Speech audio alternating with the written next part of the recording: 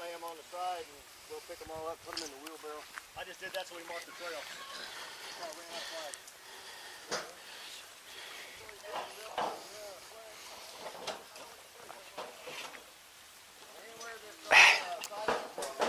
We're only looking for about a max of 24 inches of tread, which will eventually come down to about 18. So don't feel like just because Randy's mower came through here and chopped you out a 4-foot wide trail, we don't have to have that. Okay, circle of death, guys. Let's spread out, and what we're going to do initially is let's see if we can get this trail down to raw earth, okay, without digging too much. We want it no wider, absolutely not wider than an axe handle, okay, and that's actually wider than we need today. The tread will take care of bringing in the trail. What I want you guys working on today is just get rid of the foliage on top. And whatever tool you've got, just scrape the top off.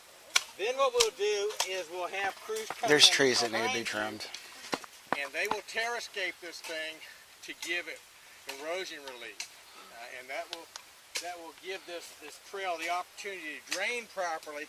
You know how we get these? Juan, I'm in your circle of death. Stop it. He's one of my best workers.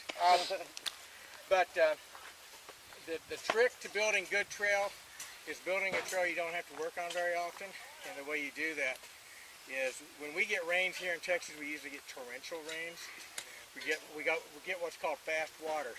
We get a lot of water fast. It hits this hard clay ground and it drains fast, and we get channels. And if you really want to see a horrible example of what that can do, is go to what used to be called the Dallas Nature Preserve, and now it's something else. The whole freaking trail system on the south side is destroyed because they had no concept at all of how to build a trail when they put it in. So we're not going to make that mistake. First step though is let's get it down to bare earth. Let's spread out down the trail. Okay, let's put the leaf rake right out in front. And what you want to do is just get any debris off the field, off the trail at all, so the people with the other tools can come along and then work it. I want, just follow down. This is what's called a fire rake. I think we've only got one of them with us today. Why don't you go right behind here with the leaf rake, and that just, now I will tell you, that tool there has got edges on it too. That'll take your foot off if you're not careful. Okay, then the rest of you with cutting tools like the hoe you have there are the Manixes.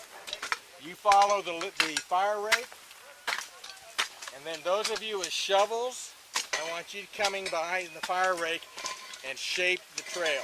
Now when you come across something, Like a hole.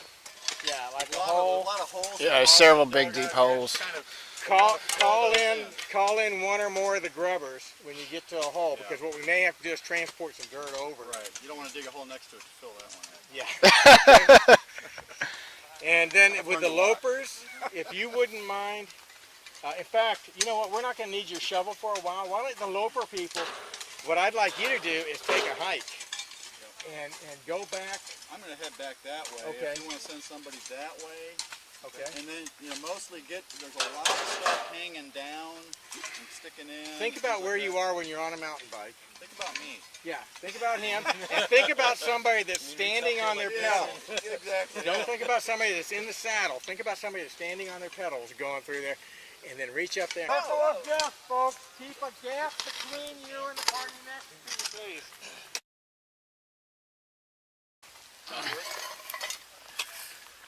Ah!